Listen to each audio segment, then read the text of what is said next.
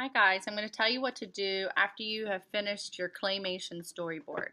So after you've gotten your storyboard approved, it's time to start making your actual things that are going to go in the story.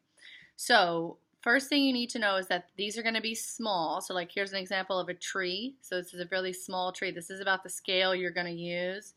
Here's an example of a little human, right? So they're quite little, but you can really get some detail in there. What you need to know about the clay is that I'm going to take back this clay when it's done for other classes to use them. But you'll have the video. So you want to try not to mix the clay. If you're adding details, black is a good color to use just to like add little eyes. All right, or you can put them in really, really tiny ropes to add little lines or details. But you don't want to mix it together. It's just going to kind of turn this weird brown color.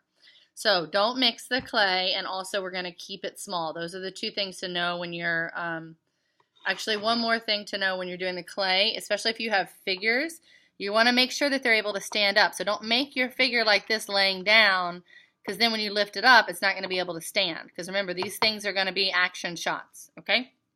So you are going to get the clay from me. I'm going to give you whatever the colors that you need. You're going to make your clay figures. Take your time.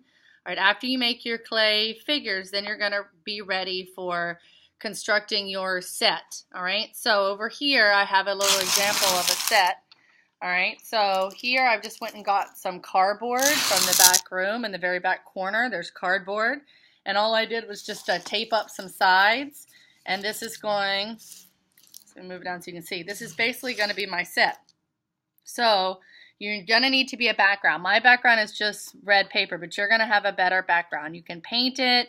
You can find things from magazines. You can just draw it. You can use construction paper. The construction paper is actually, I think you can kind of see it, over there with those drawers that are open. See if you can see the background there beyond the green shelves. There's construction paper there that you can use if you want construction paper. So whatever your story is, you're going to make the set that goes along with your story. All right, after you have your set, actually before you start worrying about shooting, you need to figure out where things are going to go. So, for example, if you want things to go here on your set, like let's say I'm going to have a very simple story. So my storyboard is that there's a ball that separates into two balls, okay? So I'm going to figure out, like, okay, I am going to use my phone or whatever, my computer, whatever it is that I'm using to shoot. I'll tell you about the app in a second. To make sure that I'm not seeing, like, part of the cardboard or I'm not seeing, you know, the background of the class. I only want to see how you can see that yellow ball there? I only want to see what I need to see. So you need to kind of block it out just like you would in drama class. So the first thing you're going to want to do is figure out, if you put your phone up, actually, I put my phone up with some little modeling clay here. You don't have to use modeling clay if you have a better way for your phone to stay propped up, but it needs to stay propped up.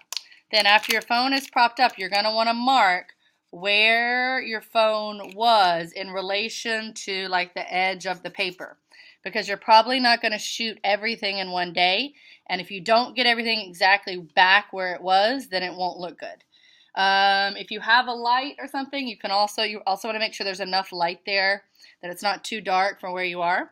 All right, so I've marked where my phone is. I've kind of marked the edge of my paper. The paper's probably going to be taped on, so you shouldn't have to worry about that. But I've put a line right exactly where my phone is, where both edges are. So where the edge of the phone ends here and where it ends there. Then I need to figure out, okay, my storyline is two balls separated into one ball, right? I got to look at my phone and see what a good composition is, and then I have to figure out, okay, I might even want to make a little mark. Okay, this is where it starts. And these are where the two balls are going to end, here and here. Yes, I am. Yeah. Yeah, that'd be good. Yeah. Sorry, a little break. Somebody's asking me something. So, so here's what you do now. So if you have everything blocked out, you have your background there. You can start by just doing a little practice. You're going to download the app if you're using a phone, which I would recommend. It's easier that way. You're going to download the app Stop Motion. Once you have the app stop motion downloaded, it's going to look something like this, okay? Then I want you to just do a couple of little tests first. Before you do the real thing, just do a couple tests. Again, make sure you have everything marked, where your phone goes. You kind of know where the things are going to go. Basically, what you do is you start and you take a picture. All right? And then you make a tiny, tiny little movement. See, I had to pick this up, so I need to make sure that I know exactly where that goes. All right, I just squeezed it just a little bit, and then I'm going to take another picture. Remember, mine is a very, very simple movie because I am just doing this so that you don't get bored. I'm making mine simple. But see, all I'm doing is having two balls separate into one ball. All right, so I'm just taking a picture. Each little movement that I'm doing and making sure my hand's not there, making sure nothing has really changed. All right, now I'm going to make this one turn into a ball a little bit more. All right. Take a picture after everything you do. The more pictures you take, the more seamless it will be. Okay, mine's not going to be so seamless because I want you to just be able to have enough time to get started on yours. Okay, but you see how every move that I'm making, I'm taking a picture. Okay? All right, now I'm going to stop there. And now, so this is where it would be important if you have that line marked, because maybe it's time for the bell, whatever, you have to clean up. Next time, the next day when you come back, you're going to make sure that you have this in the exact right spot. But what I'm going to do now is just show you the actual movie. Okay, so I go back. I just press the arrow back. All right, and here's the movie. Okay, mine's super simple, remember. Okay, so you see how, oh, see, my hand was in the way. Did you see that? Do you see how I took a picture when my hand was still there? That's what you don't want. This is why we're doing a little practice first, so you can really make sure that you get that correct. Okay? So I would recommend, even if it's not your story, doing like a little practice first.